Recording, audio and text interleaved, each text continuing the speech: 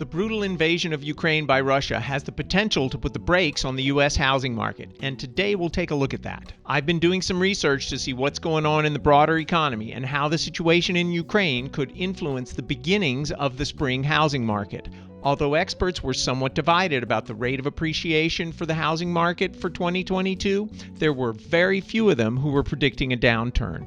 Just a few weeks ago, Zillow revised their national predictions of an annual rate of appreciation up to 16%. That's slightly less than where we ended up in 2021 at about 19%, but still a really big number. If you combine that with the aggressive increases in mortgage interest rates since the beginning of the year, that could mean much higher housing costs for buyers this year. Other experts were more tempered in their enthusiasm. Here's a chart from December of 2021 that shows predictions for appreciation from a variety of experts, and their average number comes out at 5.1%.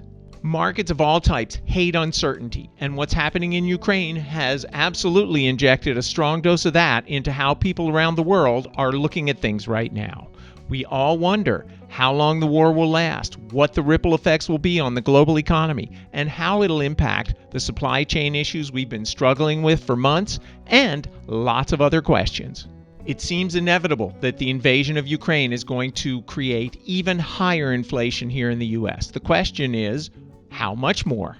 Inflation in the U.S. is up 7.5% over January 2021.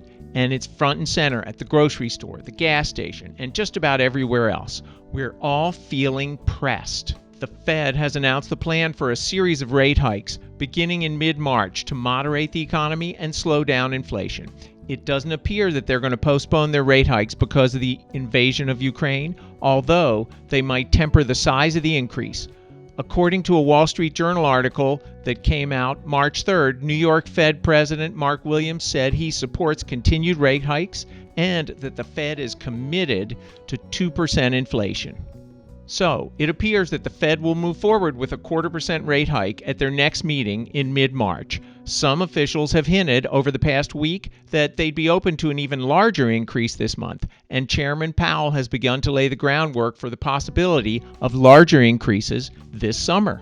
Rising interest rates will certainly put additional pressure on home buyers who are already struggling because of historically low housing inventory and increasing prices. While the market was incredibly tough for buyers last year in terms of competition and low housing inventory, at least the interest rates were low, which helped to soften the blow. Will the increase in interest rates move enough buyers out of the market to lessen the competition and put the brakes on prices? Well, that really is the multi-billion-dollar question, isn't it? I think that the pace of the market will cool because the uncertainty around Ukraine and the upward movement of interest rates. I don't think that it'll be enough to change the direction of prices, but will bring the numbers back down to more sustainable levels. It'll tip the scales more towards a balanced situation. Low inventory will still be the key driver of the market, and I believe that some sellers who might have been thinking about selling might decide not to flip the switch, and that could actually lower the normal seasonal increase that we'd expect to see in the spring. In this area, we don't have nearly as much new home construction as in other parts of the country, so that's not going to help relieve the inventory shortage. Even in those areas where there is more construction, supply chain and labor issues will probably continue to put downward pressure on the number of houses that builders can actually pump out. This shortage has been building for years, and I don't really see it going away overnight. The pandemic has made people rethink what home means to them and accentuated their desire for a safe place. The uncertainty on the world stage today is just going to continue that trend. Keep in mind, the numbers that we've been talking about so far are national numbers, and real estate is a highly local business. Looking at the DC metro area overall, the median year-over-year appreciation numbers for January 2022 versus January 2021 were 4%. And to break it down farther, here's a chart with numbers for the different areas in the region. As you can see, they vary widely, so it's really important to dig down to the local level when you're making a real estate decision. And having a trusted local agent to help you makes that job a whole lot easier. As we move into the spring, inventory levels are still very low and demand remains high for the trickle of good houses that come on the market each week. It's really important for buyers to be prepared, and one thing that I've started to suggest to my buyers is to consider one of the power buyer programs that are available to help convert them into cash buyers. There are also some great programs for move-up or move-down buyers who want to tap into the equity of their present home to make that move. If you'd like some more details about either of those programs, you can click on the Power Buyer link in the remarks below.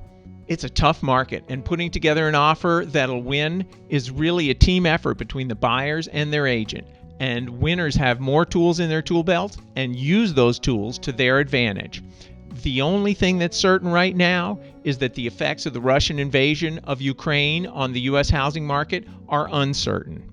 So, need to make peace with that, weigh it against the chronic low inventory and the predicted rising interest rates, and make the best decision for you and your situation.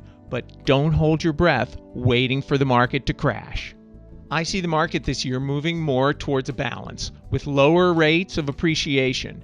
But I don't see a flood of inventory tipping the scales to a buyer's market. And one thing will continue to be true, as it has for a long time. The houses that are priced and presented attractively and marketed aggressively will still sell quickly.